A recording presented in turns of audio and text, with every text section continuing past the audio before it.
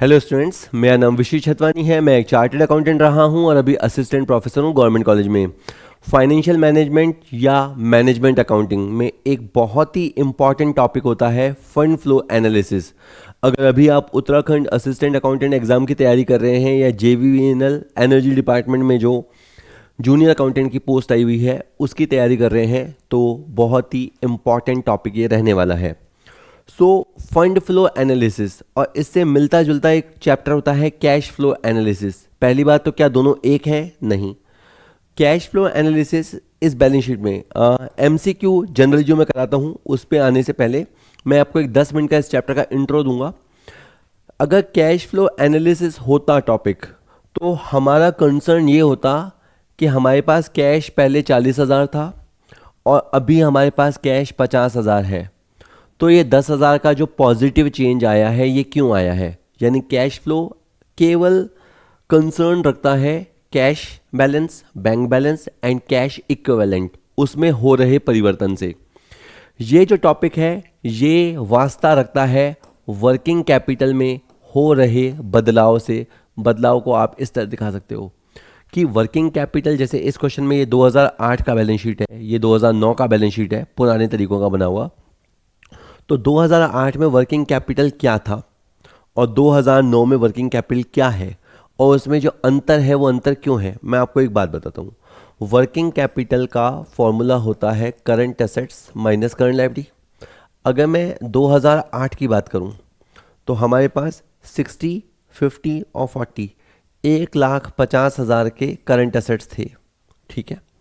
और उस समय हमारे पास 50 और 40 90,000 की करंट लायबिलिटी थे, यानी 60,000 रुपये हमारा जो वर्किंग कैपिटल था, नेट वर्किंग कैपिटल बोलते हैं या खाली वर्किंग कैपिटल बोलते हैं, वो 60,000 था। और अगर हम 2009 की बात करें तो हमारे पास 40, 50, 50 1,40,000 रुपये के करंट एसेट्स हैं और हमारे पास 75 और 25 1,00,000 रुपये के करंट लायबिलिटीज़ हैं। तो 40,000 हो गया वर्किंग कैपिटल। अब वर्किंग कैपिटल में 20,000 की कमी क्यों आई है? इस टॉपिक में जो फंड वर्ड है, जैसे हम fund flow analysis, you can say working capital flow analysis, हम इस 20,000 के डिफरेंस को समझना चाहते हैं कि सर डिक्रीज हो गया, हम तो बर्बाद हो गए। ऐसा कुछ नहीं है। व्यापार में वर्किंग कैपिटल इंक्रीज डिक्रीज होता रहता है। हम ये समझना चाह रहे हैं कि वर्किंग कैपिटल में ये जो बदलाव है, जो 20,000 का बदलाव है, ये क्यों है। अगर आप ध्यान से देखो तो इस बैलेंस शीट में यहाँ 5 आइटम हैं, यहाँ 5 आइटम हैं, करीबन 10 आइटम हैं। 10 आइटमों में से 5 आइटम है करंट एसेट्स और करंट लायबिलिटी से रिलेटेड है। तो मैं आपको एक आइडिया देने की कोशिश करता हूँ। लैंड एंड बिल्डिंग इन लोगों का इंक्रीज हुआ है, इसका मतलब इन्होंने लैंड एंड बिल्डिंग परचेज किया होगा, पैसा गया होगा, फंड आउटफ्लो हुआ होगा। मशीनरी 160 से 240 हुई है, तो 80,000 का मशीन इन्होंने परचेज किया होगा, उसमें भी फ्लो का आउटफ्लो, फंड का आउटफ्लो हुआ होगा। शेयर कैपिटल 2 लाख से 3 लाख हुआ है, मतलब इन्होंने 1,00,000 रुपये पब्लिक से उठाया है, रेस किया है, फंड रेजिंग की है, तो 1,00,000 रुपये आया है, ये इनफ्लो है। और प्रॉफिट एंड लॉस 40 से 90 हो गया, इसका मतलब 50,000 हमने अर्न किया है, तो 50,000 का इनफ्लो है। और बैंक लोन 1,00,000 से 60,000 हो गया है, 40,000 की कमी है, मतलब बैंक लोन हमने रीपेमेंट किया है, तो ये आउटफ्लो हुआ है। ऐसे इस चैप्टर में बैलेंस शीट में जो चेंज आया है, बैलेंस शीट में जो तब्दीली आई है, उसके बारे में हम बात करते हैं। तो कैसे कैसे क्वेश्चन ये पूछेगा, इसलिए मैंने आपको पहले इसी पे समय लिया। अच्छा, इस टॉपिक में जो पूरे क्वेश्चन करते हैं जिनके लिए डिस्क्रिप्टिव एग्जाम होता है, तो फंड फ्लो एनालिसिस के चक्कर में या कहें के स्टेप्स में उनको 3 चीज़ें बनानी पड़ती हैं। सबसे पहले उन्हें एक तो ये चीज़ बनानी पड़ती है, statement of changes in working capital. Working capital जिसको मैंने अभी जल्दी से कैलकुलेट कर लिया, आपको हर आइटम में, आपको ये करंट एसेट्स की आइटम में दिखाई दे रही है, ये करंट लायबिलिटीज की आइटम दिखाई दे रही है, इनमें हो रहे बदलाव को नोट करना है और ओवरऑल आपको वर्किंग कैपिटल में फाइनली बदलाव क्या हुआ, इंक्रीज हुआ कि डिक्रीज हुआ, कितना हुआ, वो यहां से पता लगेगा।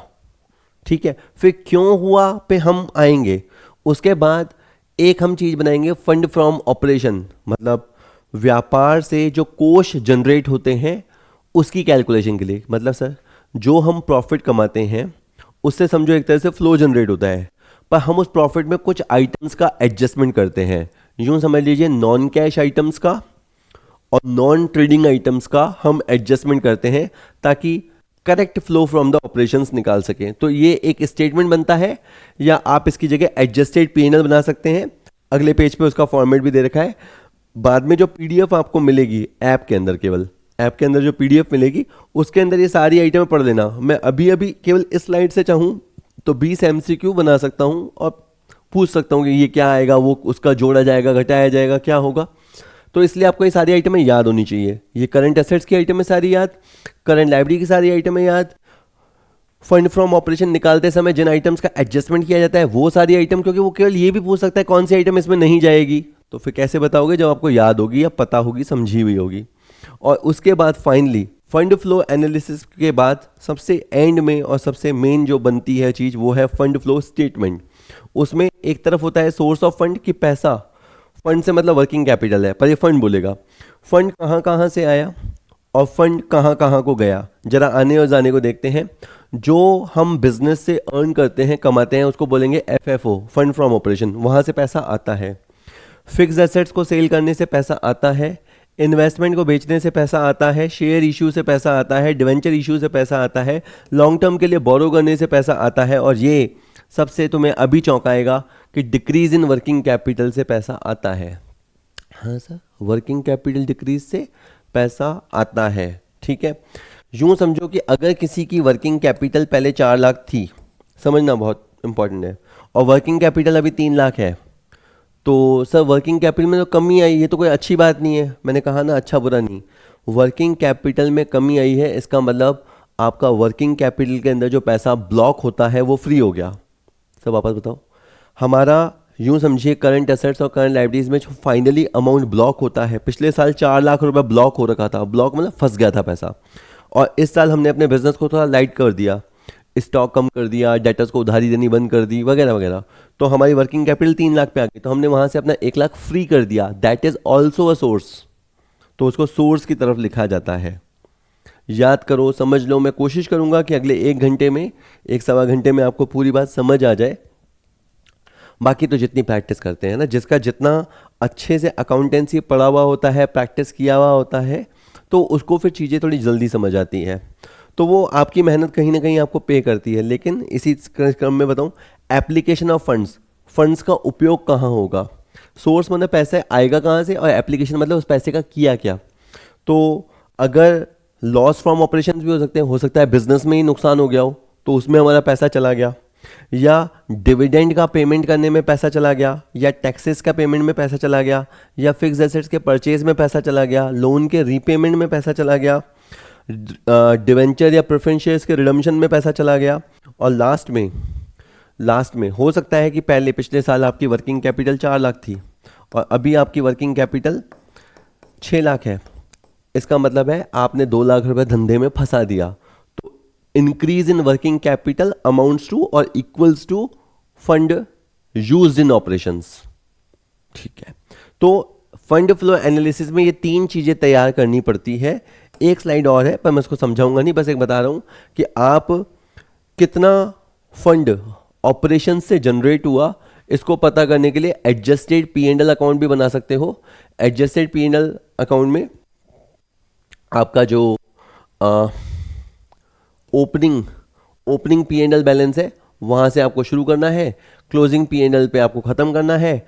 और इस टॉपिक में जो जो नॉन कैश आइटम्स हैं जिसमें कैश रिक्वायर्ड नहीं होता, या जो जो नॉन ट्रेडिंग आइटम्स हैं, उनका आपको यहाँ पे लेखा करना है।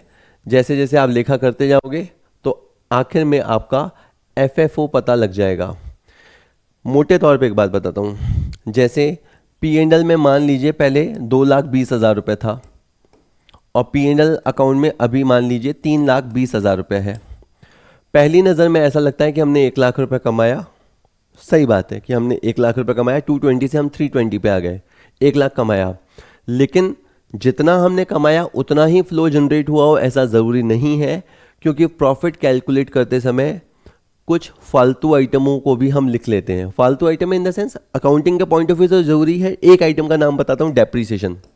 मान लीजिए डेप्रीसिएशन 30,000 है, तो डेप्रीसिएशन P&L में गया होगा, हाँ, खर्चा है हाँ, लेकिन हम ये जानते हैं कि डेप्रिसिएशन के अंदर पैसे की ज़रूरत नहीं होती, तो वो डेप्रिसिएशन वाला पैसा हमारे पास ही है।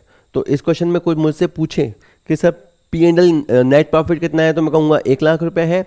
लेकिन अगर कोई मुझे कहेगा कि फंड फ्रॉम ऑपरेशन कितना है, तो मैं कहूँगा 1,30,000, क्योंकि इस 1 लाख रुपए के अलावा ये 30,000 के डेप्रिसिएशन वाले पैसे भी हमारे पास ही पड़े हैं। ओके, तो हैविंग सेड दैट, इतना सब होने के बाद अब अपन क्वेश्चन शुरू करते हैं। मेरे बहुत सारे क्वेश्चन जो अब मैं करूँगा इनके जवाब मैंने अर्लियर दे दिए हैं। ठीक है, आ जाओ। कार्यशील पूंजी को इस प्रकार परिभाषित किया गया है या किया जाता है, अब बताना ये सही है क्या वर्किंग कैपिटल के लिए। टोटल असेट्स में से इंटेंजिबल असेट्स हटाओगे तो, आप वैसे ही चलो अपन जनरल नॉलेज की बात करते हैं। मैं इसका आंसर बता सकता था, current assets minus current liability, खटाक से आंसर हो जाता। पर अगर आप सोचो टोटल असेट्स में से आप इंटेंजिबल असेट्स हटा दोगे, तो फिर बाकी जो असेट्स होंगे वो ऑब्वियस सी बात है टेंजिबल असेट्स होंगे। तो ये फॉर्मूले का जवाब ये हो गया, 1 2 3 क्वेश्चन ये बन गए।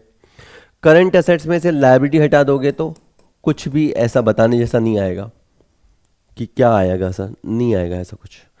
करंट एसेट्स में करंट लायबिलिटी का भाग लगाओगे तो आपका करंट रेशियो आ जाएगा, current assets divided by current liability equal to current ratio. और करंट एसेट्स में से करंट लायबिलिटी हटाओगे तो आपका वर्किंग कैपिटल आएगा।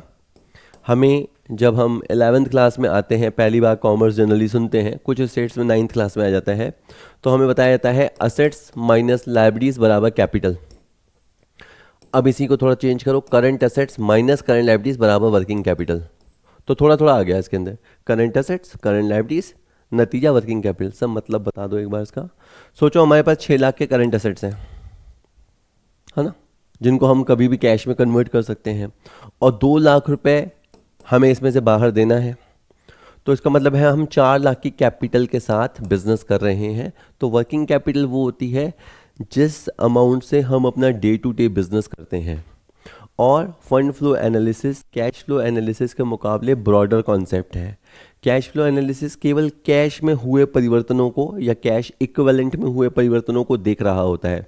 फंड फ्लो आपका जो वर्किंग कैपिटल स्ट्रक्चर है, वर्किंग कैपिटल का जो वॉल्यूम है, साइज है, उसमें हो रहे परिवर्तन पे बात करता है। पहला क्वेश्चन हो गया है डी, इसका आंसर था कि सर इतना लड्डू क्वेश्चन।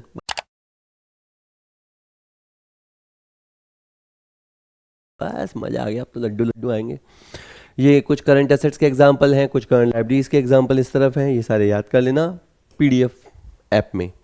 अब जब आप फंड फ्लो एनालिसिस के क्वेश्चन करोगे तो जो सबसे इम्पॉर्टेंट रूल काम आएगा वो ये है, कोष प्रवाह विवरण में, फंड फ्लो एनालिसिस में फंड का प्रवाह तब होगा जब लेन देन किसके बीच होता है, एक आइटम आपका करंट हो और एक आइटम आपका नॉन करंट हो।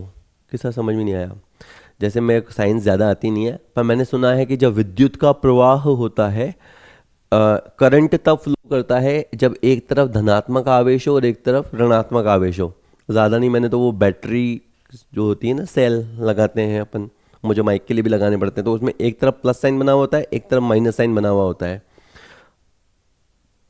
प्लस माइनस जब होता है तब जाके फ्लो जनरेट होता है। तो यहाँ पे क्या होगा आप इससे समझिए, ये लिखा है करंट लायबिलिटी, ये लिखा है नॉन करंट लायबिलिटी, ये लिखा है करंट एसेट्स और ये लिखा है नॉन करंट एसेट्स। अब आप देखो, पहला एरो उन्होंने यहाँ से यहाँ भिड़ाया।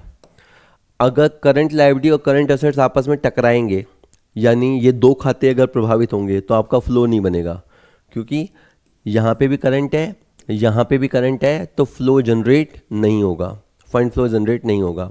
ध्यान देना, ये नॉन करंट लायबिलिटी है, ये नॉन करंट एसेट्स है।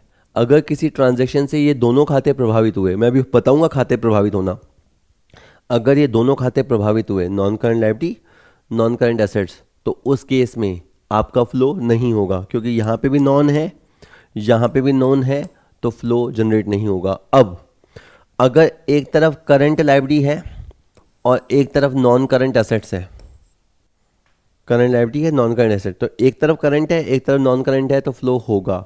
या एक तरफ करंट एसेट्स है और एक तरफ नॉन करंट लायबिलिटी है। सर हमें समझ ही नहीं आ रहा, प्लीज़ सर समझ नहीं आ रहा। अच्छा चलो मैं एक एंट्री करता हूँ, मैंने एंट्री करी क्रेडिटर DR टू बैंक। इसका क्या मतलब है कि सर इसमें हमने पेमेंट किया, क्रेडिटर को किया, ठीक है।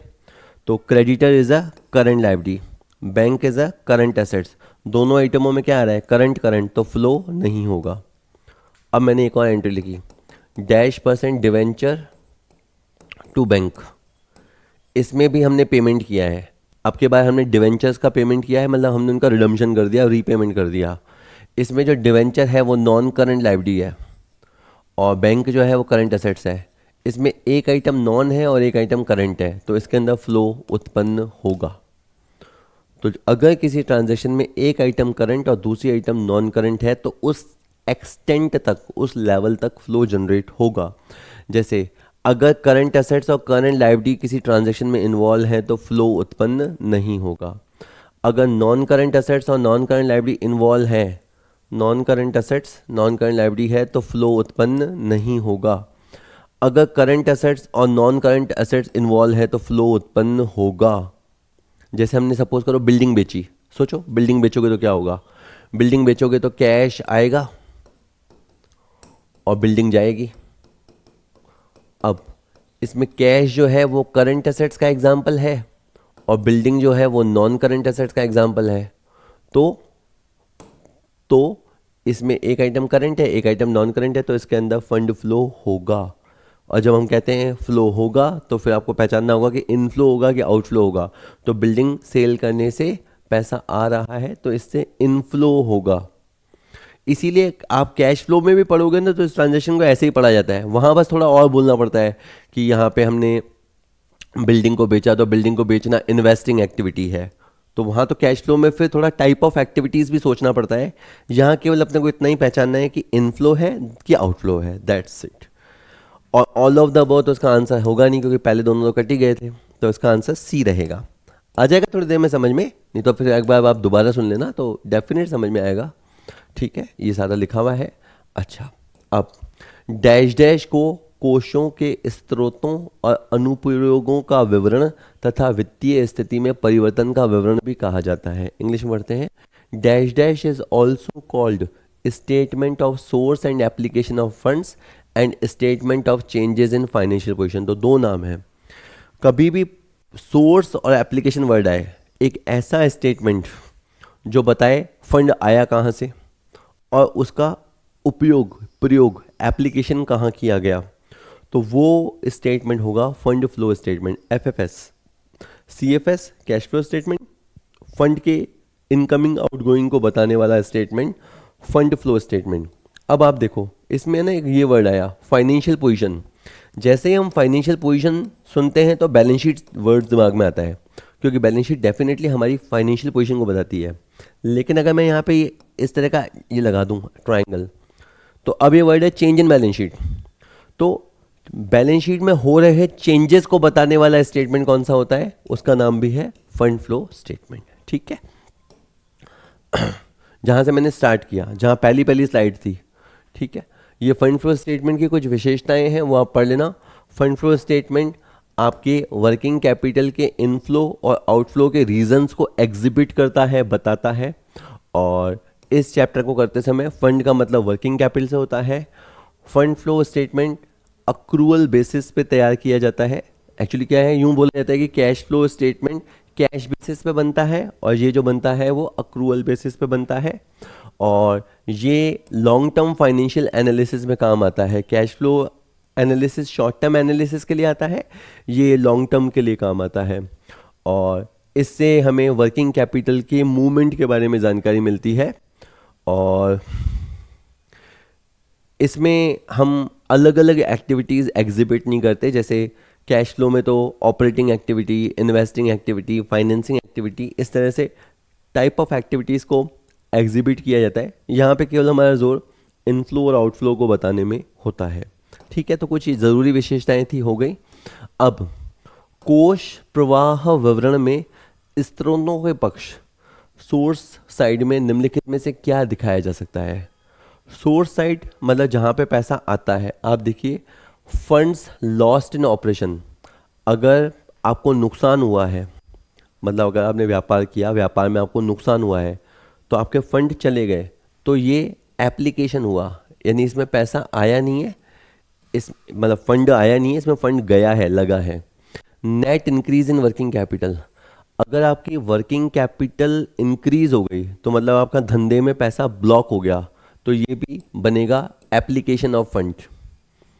Net decrease in working capital, आपकी वर्किंग कैपिटल फ्री हो गई, वर्किंग कैपिटल जिस कैपिटल से हम धंधा करते हैं, और वर्किंग कैपिटल फ्री हो गई, तो मतलब ये आपका बनेगा सोर्स ऑफ फंड, या इसे सोर्स ऑफ फंड की तरफ लिखा जाएगा। तो आपके पास तरीका है, देखो या तो आप याद कर लो, मैं अभी आपको याद भी करा दूंगा, और चाहो तो समझ लो, समझ लो बहुत बढ़िया चीज़ होती है। रिडम्पशन ऑफ डिवेंचर, सोचो अगर हम डिवेंचर का रिडम्पशन करेंगे, मतलब हम डिवेंचर होल्डर्स का पैसा लौटाएंगे, तो हमारा पैसा जाएगा, जाएगा तो मतलब आउटफ्लो हो गया, आउटफ्लो को बोलते हैं एप्लीकेशन ऑफ फंड। तो ये है एप्लीकेशन ऑफ फंड।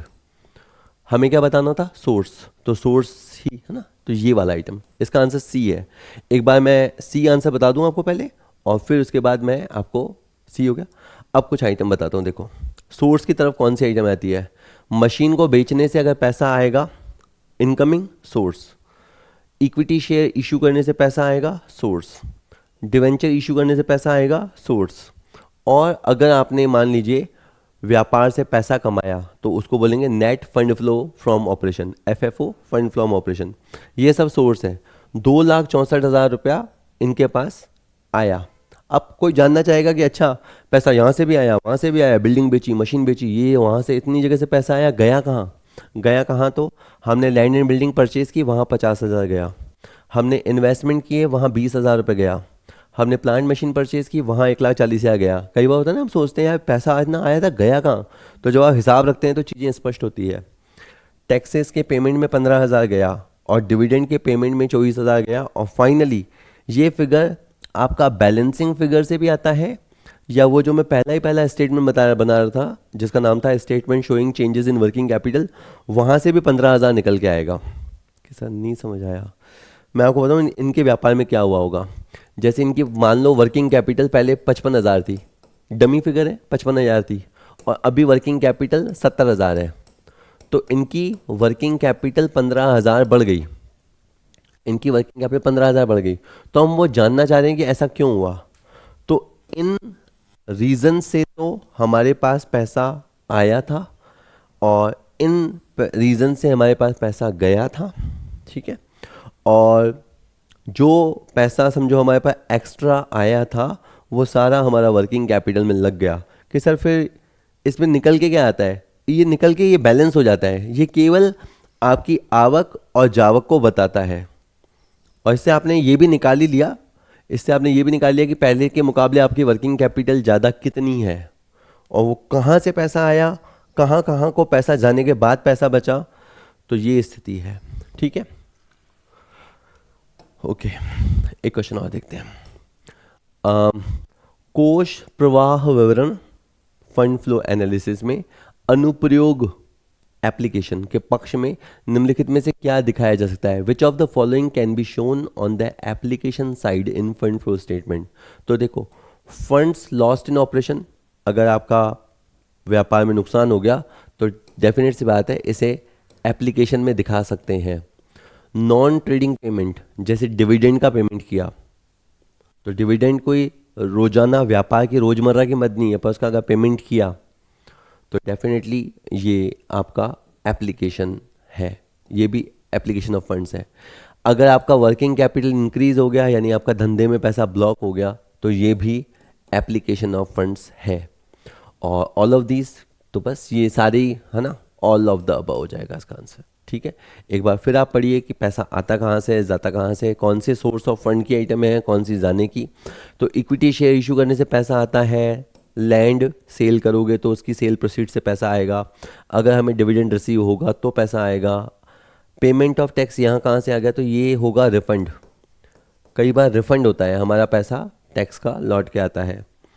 मशीन को बेचने से पैसा आएगा, और इनके पास धंधा करने से पैसा आया, ठीक है। 183,000 इन्होंने बिजनेस से जनरेट किया। अब इनके पास ये क्वेश्चन है कि 346,000 जो डिफरेंट सोर्सेज से आया, उसका हुआ क्या। तो अकाउंटेंट बता रहा है कि सर 50,000 हमने प्रेफरेंस शेयर के रिडम्पशन में दे दिया, 11,000 हमने इन्वेस्ट कर दिया, 142 हमने प्लांट एंड मशीन के परचेज पे खर्च कर दिया, 42,000 जो डिविडेंड हमने प्रपोज कर रखा था उसका पेमेंट किया, वहाँ चला गया, 20,000 हमने करंट ईयर एंड होने से पहले ही डिविडेंड डिस्ट्रीब्यूट कर दिया, वहाँ चला गया। फिर भी जैसे ये सब निकल के आया तो भी मान लो 41,000 बच रहे थे, तो फिर ओनर ने पूछा 41,000 का क्या हुआ, तो उसने बताया खुशी खुशी हैप्पीली कि सर 41,000 से अपना वर्किंग कैपिटल बढ़ गया है। पहले अगर मान लीजिए कि अपन 2 लाख रुपए से बिजनेस कर रहे थे, तो अब बिजनेस का वर्किंग कैपिटल 241,000 है। तो जो डिफरेंट सोर्सेज से पैसा जनरेट हुआ, जो पैसा यूज़ होना था यूज़ हुआ, बाकी पैसा हमारा वर्किंग कैपिटल में पड़ा है।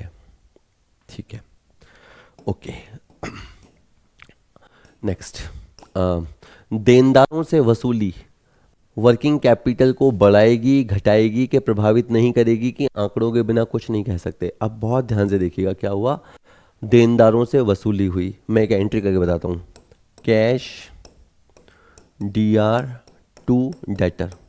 मैं आपको 2 तरीके से बता सकता हूँ क्वेश्चन। पहला तरीका, मैं बोलूँगा कैश आपकी करंट आइटम है और डेटर भी आपकी करंट आइटम है, दोनों आइटम में करंट है, तो इस क्वेश्चन में फ्लो माना वर्किंग कैपिटल ऊपर या नीचे नहीं जाएगा, यानी ये रिमेन सेम।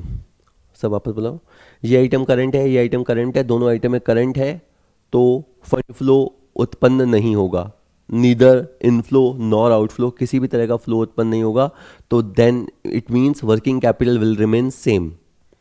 दूसरा तरीके से मैं आपको बता सकता हूँ कि जैसे मान लीजिए कि हमें 40,000 रुपये डेटर से वसूल हुआ, तो कैश के वसूल होने की वजह से इनका करंट एसेट्स 40,000 ऊपर जाएगा, और डेटर के नीचे जाने से इनका करंट एसेट्स 40,000 रुपये नीचे जाएगा। तो एक करंट एसेट्स आपका प्लस हो गया, कैश नाम का करंट एसेट्स प्लस हो गया, और डेटर नाम का करंट एसेट्स आपका माइनस हो गया। तो ओवरऑल वर्किंग कैपिटल में कोई प्रभाव नहीं आएगा। क्वेश्चन यही था कि collection from debtor increase the working capital, decrease the working capital, will not affect the working capital. इसका आंसर सी है। इतने आसान क्वेश्चन है क्या सर? सच में इतने आसान ही है, बस एक बार थोड़ा सा सेंस बन जाए आपका कि करना क्या है। पुराने प्लांट और मशीन की बिक्री करने से कार्यशील पूंजी को बढ़ाती है, घटाती है, प्रभावित नहीं करेगी, या आंकड़ों के बिना कुछ नहीं कह सकते। Sale of old plant and machine, again इसका आंसर मैं आपको 2 तरीके से बताना चाहूँगा, और कंफ्यूज करने के लिए एक बात बताता हूँ। मान लो प्लांट एंड मशीन था 80,000 का और पुराना हो चला था, आपने उसको 60,000 में बेच दिया, तो क्या होगा? अगर आप इसकी एंट्री बनाओ कुछ ऐसी बनेगी, कैश DR 60,000, P&L DR 20,000 और 2 प्लांट एंड मशीनरी। तो मैं आपको पहला तरीका जहाँ से आज चैप्टर स्टार्ट किया वो उस तरीके से बताता हूँ। इस एंट्री के अंदर जो कैश है वो है करंट आइटम, जो P&L है वो है non current item, because P&L related to the owners, और ओनर्स का जो भी ड्यू होता है, इक्विटी होता है, वो लॉन्ग टर्म लाइबिलिटी है, internal as well as long term, क्योंकि वो सबसे लास्ट में दी जाती है, और plant and machinery non current है। तो अब आप देखो, इसमें 20 नॉन करंट से 20 नॉन करंट कैंसिल हो जाएगा। 20 नॉन करंट कैंसिल होने के बाद भी यहाँ पे 60 का नॉन करंट बचेगा। तो यहाँ है आइटम करंट और यहाँ आइटम है नॉन करंट, तो इस एंट्री में फ्लो उत्पन्न होगा। एक आइटम करंट और एक आइटम नॉन करंट होते ही इस एंट्री में करंट आना शुरू हो जाएगा, फ्लो उत्पन्न होगा, और पैसा चूंकि आ रहा है तो इनफ्लो होगा। और पर इनफ्लो के अलावा इसने वर्किंग कैपिटल के सेंस में पूछा है, तो मैं आपको बताता हूँ। आप देखो क्या होगा इस क्वेश्चन में, आपका कैश नाम का करंट एसेट जाएगा ऊपर, और करंट लायबिलिटी बढ़ेगा ही नहीं, मतलब करंट लायबिलिटी तो से तो कोई लेना देना है नहीं। तो होता क्या है आपका, जैसे वर्किंग कैपिटल का फॉर्मूला होता है current assets minus current liability. Imagine थोड़ी देर पहले यहाँ पे 4 लाख था, यहाँ 3 लाख था, और ये रिजल्ट 1 लाख था मान लेते था। और जैसे ही हमने ये प्लांट एंड मशीन को 60,000 में बेचा, घाटे में बेचा पर 60,000 में बेचा, तो हमारे पास करंट एसेट्स हो गया 4 लाख 60,000 का, करंट लायबिलिटी अभी भी 3 लाख है। तो हमारा वर्किंग कैपिटल अब 1,60,000 हो गया। पहले 4 लाख माइनस 3 लाख, करके 1 लाख था और अभी 4,60,000 माइनस 3 लाख करके ये 1,60,000 है। वर्किंग कैपिटल डेफिनेट पहले से ज़्यादा है। तो आप कह सकते हैं सर आप इतना लंबे रास्ते से क्यों कर रहे हो? सिंपल सी तो बात है, हमने प्लांट एंड मशीन को बेचा तो पैसा आएगा। तो हाँ ठीक है, पैसा आएगा मींस करंट एसेट्स आएगा, और करंट एसेट्स और वर्किंग कैपिटल में पॉजिटिव रिलेशन होता है। करंट एसेट्स आएगा तो आपका वर्किंग कैपिटल का साइज बढ़ेगा। चाहे इन्होंने प्लांट एंड मशीन को प्रॉफिट पे बेचा होता, चाहे लॉस पे बेचा होता, प्रभाव इन्होंने पूछा है वर्किंग कैपिटल पे, तो वर्किंग कैपिटल इंक्रीज होगा। ठीक है, नेक्स्ट, कंपनी की शुरुआती और अंतिम चिट्ठे का विश्लेषण करते समय निम्नलिखित देखा जाता है। अब एक लंबा सा क्वेश्चन देखा, इन्होंने क्या किया, पुरानी बैलेंस शीट को देखा, फिर नई बैलेंस शीट को देखा, जो डिफरेंसेस हैं वो नोट किए, वो चलो ठीक है। मैंने कहा तू चाहता क्या है? इसने पूछा बताओ वर्किंग कैपिटल में फाइनल कितने का चेंज होगा। आपको ये बात समझ में आती है कि वर्किंग कैपिटल का सूत्र होता है current assets minus current liabilities. इसमें होने वाली कोई भी हलचल या इसमें होने वाली कोई भी हलचल वर्किंग कैपिटल को प्रभावित करती है। वर्किंग कैपिटल मतलब 4 वजह से प्रभावित हो सकती है। करंट एसेट बढ़े तो प्रभावित, करंट एसेट घटे तो प्रभावित, करंट लायबिलिटी बढ़े तो प्रभावित, और करंट लायबिलिटी घटे तो प्रभावित। अब पहले पॉइंट में करंट एसेट बढ़ा, अब यूँ समझो कि करंट एसेट और वर्किंग कैपिटल में पक्की दोस्ती होती है, direct relation, positive relation. Current assets अगर बढ़ेगा तो वर्किंग कैपिटल भी बढ़ेगा। अब मैंने यहाँ पे लिखा WC, ये बढ़ेगा का साइन है, और ये 20,000। दूसरे में इन्होंने कहा increase in current liability. Current liability और वर्किंग कैपिटल में 36 का आंकड़ा होता है या नेगेटिव रिलेशन होता है। करंट लायबिलिटी बढ़ेगा तो वर्किंग कैपिटल नीचे जाएगा। जब इसने कहा कि करंट लायबिलिटी बढ़ गया है तो मैं अब ये बोलूँगा इसका मतलब है कि वर्किंग कैपिटल कम हो गया है। तीसरा, इसने कहा decrease in assets. Current assets और वर्किंग कैपिटल की दिशा एक जैसी होती है। अगर करंट एसेट डिक्रीज है तो मतलब वर्किंग कैपिटल भी डिक्रीज है। तीसरे पॉइंट के हिसाब से इनकी वर्किंग कैपिटल डिक्रीज हो गई है।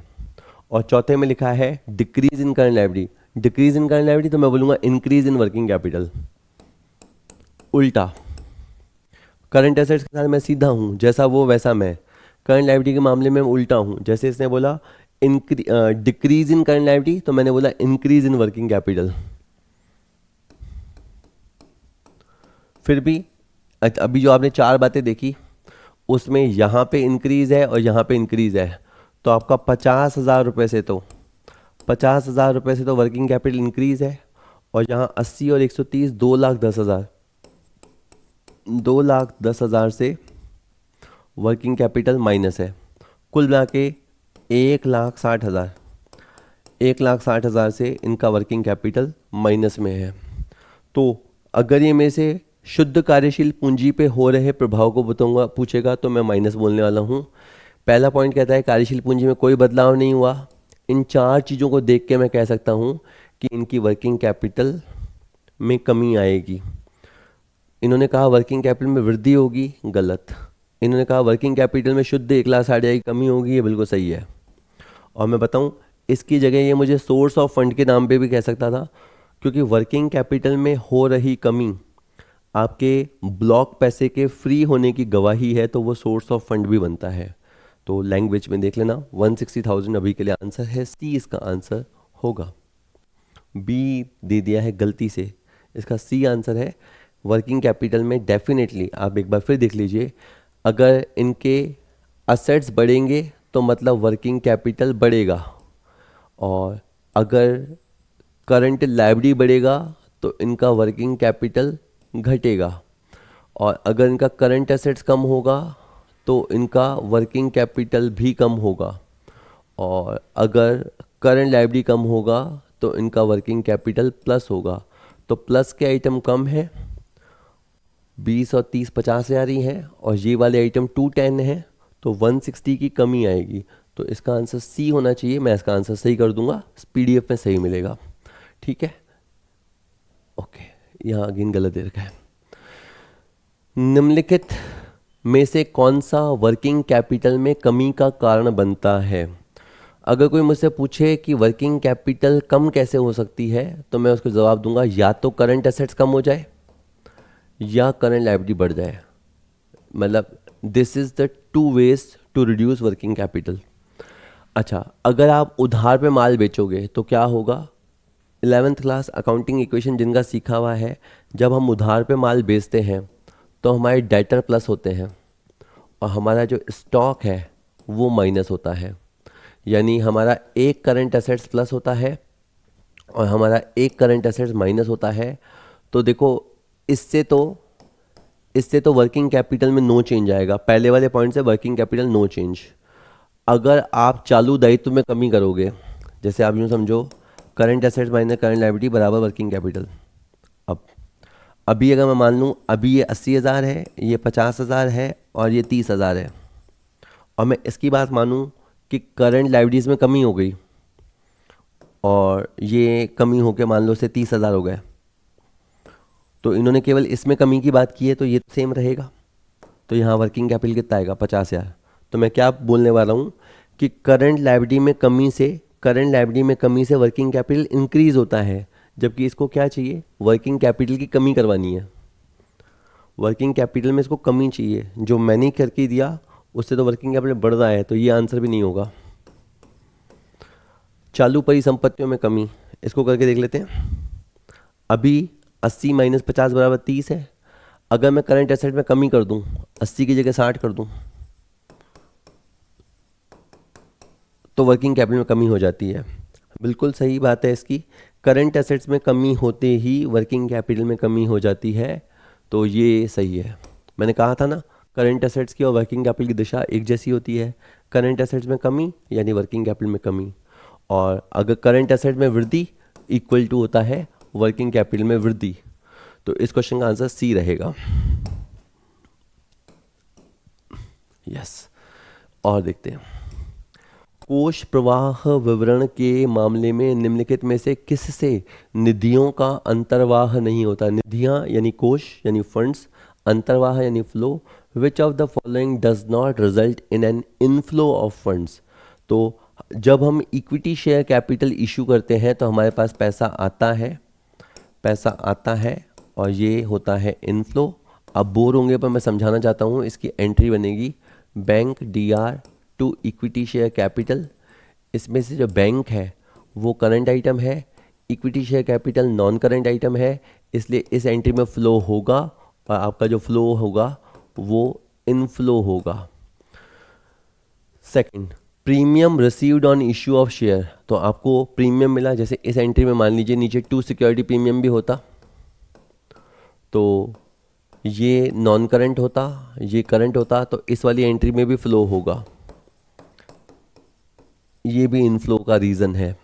सेल ऑफ इन्वेस्टमेंट से पैसा हमारे खाते में आएगा और इन्वेस्टमेंट हमारी बुक्स में से जाएगा। ये करंट आइटम है, ये आइटम जनरली नॉन करंट होती है। Current item non current item, तो इस एंट्री में भी फ्लो होगा और इस एंट्री में भी आपका इनफ्लो होगा। लास्ट में है कैश रिसीव फ्रॉम डेटर। तो जब हम कैश टू डेटर की बात करते हैं तो हमारे पास कैश नाम का करंट एसेट्स आएगा और डेटर नाम का करंट एसेट जाएगा। दोनों एंट्रियों में करंट इन्वॉल्व है, तो इस एंट्री में किसी भी प्रकार का इनफ्लो नहीं होता।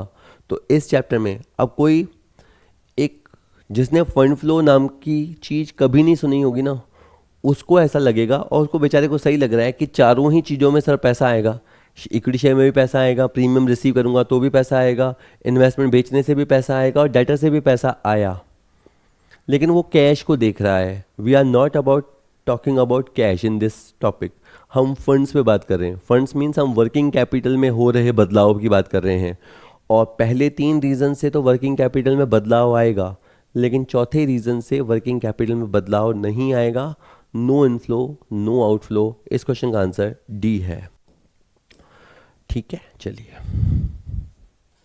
11वां क्वेश्चन कहता है निम्नलिखित में से कौन सा कथन सत्य नहीं है? ठीक है, तो असत्य कथन की पहचान करनी है। कोष प्रवाह विवरण को कोष के स्रोत और उपयोग के विवरण के रूप में जाना जाता है। सही बात है, true. Fund flow statement is also known as the statement of source and application of funds, yes. Second, कोष चालू परिसंपत्तियों माइनस चालू दायित्वों के बराबर है, सही बात है, क्योंकि कोष यानी वर्किंग कैपिटल और वर्किंग कैपिटल मतलब current asset minus current liability, तो ये बात भी सत्य है। इंग्लिश में कहता है fund is equal to the current assets minus current liability, yes. Third is चालू परिसंपत्तियों करंट एसेट्स और वर्किंग कैपिटल के बीच विपरीत संबंध होता है, गलत लिखा है, फॉल्स। क्योंकि ये तो अब मेरे को याद हो गया कि करंट एसेट्स और वर्किंग कैपिटल भाई भाई है, करंट एसेट चढ़ेगा वर्किंग कैपिटल भी चढ़ेगा, करंट एसेट उतरेगा तो वर्किंग कैपिटल भी उतरेगा, और करंट लायबिलिटीज के साथ उसका उल्टा रिलेशन है, तो ये जो लिखा है ये फॉल्स लिखा है। और कोष प्रवाह विवरण उपार्जन आधार पर तैयार किया जाता है, इसे आप याद कर लीजिए, हाँ कि ट्रू है, ठीक है। तो बस हमें अनट्रू के बारे में पता लग गया, सी इस क्वेश्चन का आंसर होगा, ठीक है। नेक्स्ट बात करते हैं, मिलान करना है। एक तरफ लिखा है increase in fund, goods purchase on credit, बकाया कमीशन और शुद्ध हानि। सामने है कोषों का प्रयोग, तो मैं बता सकता हूँ, एक तो बता ही देता हूँ हाथों हाथ, ये वाला। अगर आपको व्यापार में शुद्ध हानि हुई है तो आपका फंड लॉस्ट हो जाएगा, आपका पैसा चला जाएगा हानि की वजह से, डे टू डे ऑपरेशंस की वजह से पैसा जाएगा। हम बिल्डिंग खरीदें तो पैसा जाता है, रिडम्पशन करें तो पैसा जाता है, परचेज ऑफ इन्वेस्टमेंट करें तो पैसा जाता है, या डे टू डे हमें बिजनेस करना ही नहीं आए, हमारे खर्चे बहुत ज़्यादा हों, लॉस होने लग जाए, तो इस वजह से भी पैसा जाता है। वर्किंग कैपिटल में कमी, ये सही है सेकंड वाला, क्योंकि बकाया कमीशन, बकाया कमीशन यानी कमीशन आउटस्टैंडिंग है, कमीशन देनी बाकी है, तो ये क्या है, करंट लायबिलिटी। तो जैसे ही करंट लायबिलिटी आपके बुक्स में आएगी या करंट लायबिलिटी बढ़ेगी तो फिर आपकी वर्किंग कैपिटल नीचे जाएगी, तो ये सही है। तो मैं पहले के साथ S1 बोलूँगा, दूसरे में R के साथ 2 बोलूँगा, और देखते हैं कोषों का स्रोत। हाँ, तो इंक्रीज इन फंड्स मतलब सोर्स ऑफ फंड, कोई ऐसा कुछ हो जाए जिससे हमारे पैसा आता है तो वो कहलाएगा source of fund. Source of fund मतलब पैसे का आना, तो ये आपका P के साथ 3 बैठेगा। और अगर हम माल उधार खरीदेंगे, आप देखिएगा जब हम माल उधार खरीदेंगे तो एंट्री बनेगी स्टॉक टू क्रेडिटर, किसा, परचेज टू क्रेडिटर। हाँ, परचेज टू क्रेडिटर, पर इस टॉपिक को समझने के लिए माल खरीदेंगे तो स्टॉक का कॉलम और क्रेडिटर का कॉलम प्रभावित होगा। अब स्टॉक वाला कॉलम करंट एसेट्स और क्रेडिटर वाला कॉलम करंट लायबिलिटी, दोनों आइटम में क्या है, करंट करंट करंट करंट, तो फिर कोई फ्लो उत्पन्न होगा नहीं, एक करंट और एक नॉन करंट होगा तो ही फ्लो उत्पन्न होगा। जो इसने बताया कि माल उधार खरीदोगे तो आपका कोषों का कोई प्रवाह नहीं होगा, क्यू के साथ 4 बैठेगा। आपको सारे आने ज़रूरी नहीं है, एक दो में भी आप श्योर हो तो बाकी एक दो, जैसे P3 मुझे पता होता तो P3 यहाँ नहीं है, यहाँ नहीं है, यहाँ है, यहाँ है। इसके अलावा मुझे Q4 पता होता तो Q4 यहाँ है, यहाँ है, यानी इसके बाद भी C और D में लड़ाई होती। तो फिर मुझे ये भी पता है कि R के साथ 2 बैठेगा, तो R के साथ 2 और फिर S के साथ 1।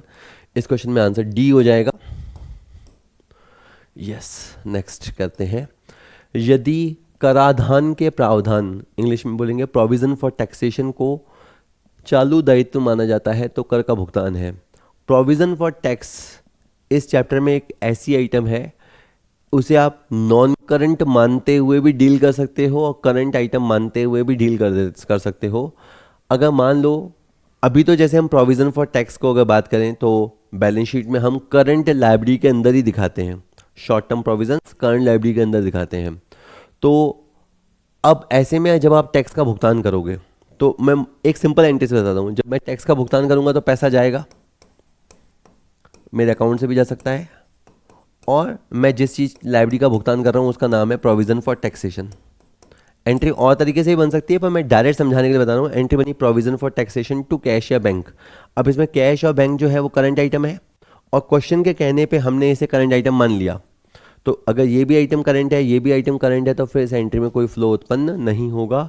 तो क्या ये कोषों का प्रयोग है, क्या ये कोषों का स्रोत है, ये कोषों का कोई प्रवाह नहीं है, तो इस क्वेश्चन में सी आंसर होगा। लेकिन एक शब्द बदल जाए ना, यहाँ चालू के जगह अगर गैर चालू आता वर्ड, अगर ये कहता कि प्रोविजन फॉर टैक्स को हम नॉन करंट आइटम मानते हैं और फिर मैं टैक्स का पेमेंट करता, तो मेरा आउटफ्लो आंसर आता फिर उस दशा में मेरा ए आंसर होता कि मैंने कोशों का प्रयोग किया। समझ गए मेरी बात? अभी क्वेश्चन ने खुद ने बोला है कि हम प्रोविजन फॉर टैक्स को करंट मानेंगे, करंट लायबिलिटी को करंट एसेट से निपटाओगे, करंट करंट होने पे कोई फ्लो उत्पन्न नहीं होगा। इस क्वेश्चन का आंसर सी लगेगा। नेक्स्ट, एक कंपनी के निम्नलिखित समायोजनों के बाद चालू वर्ष का लाभ 70,000 दर्ज किया। अब आप बात समझना, एक अकाउंटेंट है, उसने क्या किया, इक्विपमेंट को बेचा तो लॉस हुआ और लॉस को उसने पी&एल के डीआर में लिख दिया। उसने डिवेंचर का रिडम्पशन किया, उस पर प्रीमियम दिया, ऊपर का पैसा दिया, नुकसान हुआ, उसे पी&एल के डीआर में लिख दिया। लाभांश की आय हुई, उसे उसने पी&एल के सीआर में लिखा। टैक्स का प्रोविज़न बनाया, इसने ये बात पी&एल के डीआर में लिखी होगी। और असेट के रिवैल्यूएशन पे लाभ हुआ, ये इसने पी&एल के सीआर में लिखा होगा। ये सब इन द सेंस ये 5 आइटम है। ये 5 आइटमों को लिखने के बाद इसका स्कोर आया 70,000। तो ये 70,000 अकाउंटिंग प्रॉफिट है। अब हम जो निकालना चाहते हैं वो है एफएफओ, फंड फ्रॉम ऑपरेशन। तो मैं कैसे निकालूंगा? 2 तरीके हैं, एक तरीका बता रहा हूँ। सबसे पहले मैं 70,000 से शुरू करूँगा। इस 70,000 की लाइन होगी मेरी net profit as per P&L. ये मेरा बेस फिगर है, 70,000 से मैं शुरू हुआ। अब मैं क्या बोलूँगा, 9,000 रुपये इक्विपमेंट को बेचने से लॉस हुआ, इस लॉस ने हमारे लाभों को घटाया, तो हम इसे फंड फ्रॉम ऑपरेशन के पर्पस से जोड़ देंगे। कि सर जोड़ क्यों देंगे? क्योंकि ये 9,000 पी&एल के डीआर में है, पर इसमें कोई आउटफ्लो नहीं होता। सोचो, पी&एल के डीआर में सैलरी भी होती है, रेंट भी होता है, वो खर्चे हैं और उनमें आउटफ्लो भी होता है। ये लॉस है, पी&एल के डीआर में दिख सकता है पर आउटफ्लो नहीं होता। यानी ये 9,000 रुपया कहीं ना कहीं हमारी जेब में पड़ा है, तो वो 9,000 प्लस करेंगे। इसी तरह से रिडम्पशन ऑफ डिवेंचर पे जो 1,500 का लॉस हुआ, वो नॉन ट्रेडिंग लॉस है, उसे भी हम वापस जोड़ेंगे। और जो टैक्स का प्रोविज़न है वो भी हमने पी&एल के डीआर में लिखा होगा। ये भी नॉन कैश आइटम्स है। टैक्स का प्रोविज़न बनाना, टैक्स का पेमेंट अलग बात होती है, ये टैक्स का इन्होंने प्रोविज़न किया है, ये भी नॉन कैश आइटम है। डिविडेंड की इनकम को इन्होंने सीआर कर किया होगा, ऐसा करके इन्होंने अपने प्रॉफिट को बढ़ा लिया, तो इस आइटम को अपन माइनस करेंगे। और रिवैल्यूएशन के प्रॉफिट को भी क्रेडिट किया होगा, लाभों को बढ़ा लिया होगा, इसे अपन माइनस करेंगे। तो आपको 70 के अंदर ये 9 79 और एक 80 80 और 22 102, 1,02,500 1,02,500 तो प्लस प्लस की आइटमें हो गई, और 4 और 2.5 6,500 रुपये माइनस की आइटमें हो गई। 96,000 रुपये आ गया है। तो आपका जो फंड फ्रॉम ऑपरेशन आएगा वो 96,000 आएगा। आप ये स्टेटमेंट बना सकते हो, इसको आप बोलेंगे फंड फ्रॉम ऑपरेशन स्टेटमेंट, या आप चाहो तो आप एडजस्टेड पी&एल बना सकते हो। एडजस्टेड पी&एल में जो पुराना प्रॉफिट आपको गिवन होता तो वो लिखते, जो अभी क्लोजिंग बैलेंस है आप वो लिखेंगे 70,000 रुपये। और फिर ये जो लॉस ऑन इक्विपमेंट है इसे हम डीआर साइड पे लिखते। डीआर साइड पे लिखने का पर्पज़ ये है कि ताकि वो 70 में जुड़ जाए। ये जो रिडम्पशन पे हमने प्रीमियम दिया, नॉन ट्रेडिंग लॉस खाया, वो भी हम लिखेंगे यहाँ पे। और जो हमने टैक्स का प्रोविज़न बनाया वो भी हम लिखेंगे डीआर पे। और जो डिविडेंड रिसीव की इनकम है इसे हम करेंगे क्रेडिट। और इसी तरह से जो प्रॉफिट ऑन रिवैल्यूएशन है इसे हम करेंगे क्रेडिट। और इसके बाद यहाँ से निकल के आएगा वो होगा फंड फ्रॉम ऑपरेशन। यहाँ पे जो गैप से निकल के आएगा that will be fund from operation. DR के जोड़ सीआर का गैप करके आएगा 96,000। ठीक है, अकाउंट्स में देखा तो लगा कि 70,000 आया होगा, वास्तविक कैलकुलेशन की तो हमारे गल्ले के अंदर 96,000 रुपये पड़ा होगा। और निम्नलिखित में से कौन सी एक आइटम ऐसी है जो नॉन करंट आइटम है? तो outstanding wages, current liability, trade payable मतलब क्रेडिटर और BP, current liability, bank balance, current assets, ये तीनों आइटमों में तो करंट है। सिक्योरिटी प्रीमियम जो है वो नॉन करंट आइटम है। हम जानते हैं कि हमारी जो बैलेंस शीट होती है उस बैलेंस शीट के अंदर इक्विटी एंड लायबिलिटी होती है। पहला हेड शेयर होल्डर फंड होता है, पहली आइटम शेयर कैपिटल होती है, दूसरी आइटम रिजर्व्स एंड सरप्लस होती है। ये सिक्योरिटी प्रीमियम वहीं कहीं आएगा रिजर्व्स एंड सरप्लस में। कहने का मतलब है ये करंट लायबिलिटी नहीं है। सिक्योरिटी प्रीमियम एक तरह का कैपिटल प्रॉफिट है जो कंपनी को होता है, शेयर होल्डर से बिलोंग करता है। ये नॉन करंट आइटम है। ए इसका आंसर होगा। 31 मार्च 2024 को निवेश खाता यानी इन्वेस्टमेंट अकाउंट का शेष 20,000 है और 31 मार्च 2025 को इस खाते का शेष 30,000 रुपये है। अतिरिक्त जानकारी के अनुसार डिविडेंड 3,000 रुपये मिला, उसमें से प्री एक्विजिशन प्रॉफिट का डिविडेंड 1,000 रुपये है जिसे निवेश खाते में जमा किया गया है। वर्ष 24-25 के दौरान खरीदे या बेचे गए निवेश की राशि कितनी है। कितना सिंपल होता कि मैं तुम्हें केवल ये बताता कि इन्वेस्टमेंट अकाउंट इन्वेस्टमेंट असेट होता है, इसका खाता 2 से शुरू होता है, 2 बैलेंस बीडी। इस खाते का स्टार्टिंग बैलेंस 20,000 है, इस खाते का क्लोजिंग बैलेंस 30,000 है। तो मैं तुम्हें बड़े आसानी से बताता कि इस साल हमने 10,000 का परचेज़ किया होगा क्योंकि इन्वेस्टमेंट अकाउंट का शेष बढ़ गया है, मतलब हमने इन्वेस्ट किया होगा और वो इन्वेस्टमेंट 10,000 रुपये का होगा। यहाँ पे टू कैश या बैंक आया होगा। सिंपल क्वेश्चन होता तो 10,000 इसका आंसर होता, लेकिन इन्होंने क्वेश्चन को मुश्किल कर दिया। ये कह रहे हैं कि हमें डिविडेंड मिला। अगर इनको डिविडेंड मिला तो ये एंट्री हुई होगी कैश टू डिविडेंड रिसीव। अगर इनको डिविडेंड मिला तो ये एंट्री हुई होगी। इसके बाद इन जनरल ये होता है कि डिविडेंड जो हमें रिसीव होता है वो P&L में चला जाता है। 3,000 डिविडेंड मिला तो इनका 3,000 P&L में चला गया होता। लेकिन कभी कभी स्पेशल सुपर स्पेशल अकाउंटिंग में ऐसा होता है कि इनको जो डिविडेंड रिसीव होता है उसका कुछ हिस्सा इन्वेस्टमेंट अकाउंट में चला जाता है। कि सर ऐसा कब होता है, बताने की कोशिश करता हूँ। अगर मुझे किसी कंपनी से डिविडेंड मिला उसका मतलब है उस कंपनी ने डिविडेंड को प्रॉफिट्स में से बांटा। लेकिन अगर उन लोगों ने डिविडेंड को प्री एक्विजिशन प्रॉफिट्स में से बांटा तो समझो हमें बिना हक का लाभांश मिला। कि सर क्या, जिस कंपनी से हमें डिविडेंड मिला है अगर उन्होंने प्री एक्विजिशन प्रॉफिट्स यूज़ किए हैं तो हमें जो डिविडेंड मिला है वो एक तरह से बिना हक का, बिना रिस्क को उठाए वाला डिविडेंड मिला है। और ऐसे अमाउंट से हम अपनी कॉस्ट ऑफ इन्वेस्टमेंट को कम करते हैं। ये बात इन्होंने खुद ने लिखी है। इन्होंने कहा है कि इनको डिविडेंड 3,000 मिला था और 3,000 में से 1,000 का डिविडेंड ऐसा है जो प्री एक्विजिशन नेचर का है और जिसे इन लोगों ने इन्वेस्टमेंट अकाउंट में क्रेडिट किया है। तो 1,000 रुपये इन्होंने यहाँ पे लिखा हुआ है और ये एंट्री बनी होगी ये वाली, डिविडेंड रिसीव टू इन्वेस्टमेंट। तो इस स्पेशल एंट्री की वजह से यहाँ की टोटल हो गई 31।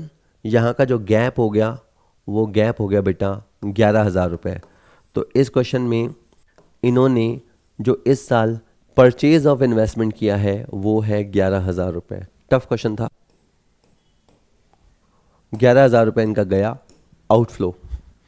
नेक्स्ट, वाई लिमिटेड की बुक्स में स्टार्टिंग ऑफ द ईयर में शेयर कैपिटल खाते का शेष 2.5 लाख रुपए था और एंड में 3 लाख रुपए शेष था। वर्ष के दौरान इन्होंने कैश में 12% डिविडेंड का भुगतान किया। तो कोष प्रवाह विवरण में इसे कैसे दिखाएंगे। तो प्रैक्टिकल क्वेश्चन आ गए हैं। पहले इनकी शेयर कैपिटल थी 2.5 लाख रुपए, यहाँ लिखा मैंने जैसे LY। इनकी शेयर कैपिटल 2.5 लाख थी और अभी इनकी शेयर कैपिटल 3 लाख है। इसका मतलब डेफिनेटली इन्होंने शेयर इशू किया होगा, 50,000 रुपये आया होगा। ये वाली एंट्री बनी होगी बैंक टू शेयर कैपिटल। ये एंट्री से इनके पास 50,000 आया होगा। ये तो हो गई पहली बात। और ये आइटम बनेगी सोर्स ऑफ फंड। दूसरी और सबसे इम्पॉर्टेंट बात, इन लोगों ने डिविडेंड 12% चुकाया। तो डिविडेंड ओपनिंग कैपिटल पे चुकाया जाता है। इनकी कैपिटल शुरू में 2.5 लाख थी, 2.5 लाख का 12% आप निकालेंगे 30,000 आएगा। वो 30,000 की ऐसी एंट्री हुई होगी, डिविडेंड टू बैंक, और इसके अंदर आपका आउटफ्लो होगा। तो इस क्वेश्चन में ये वाला 50,000 का इनफ्लो होगा और ये 30,000 रुपये का आउटफ्लो होगा। ऑप्शन देखते हैं। 30,000 will be shown on the application side, ये सही है। 36,000 ये तो गलत है। 36,000 ये तो गलत ही है।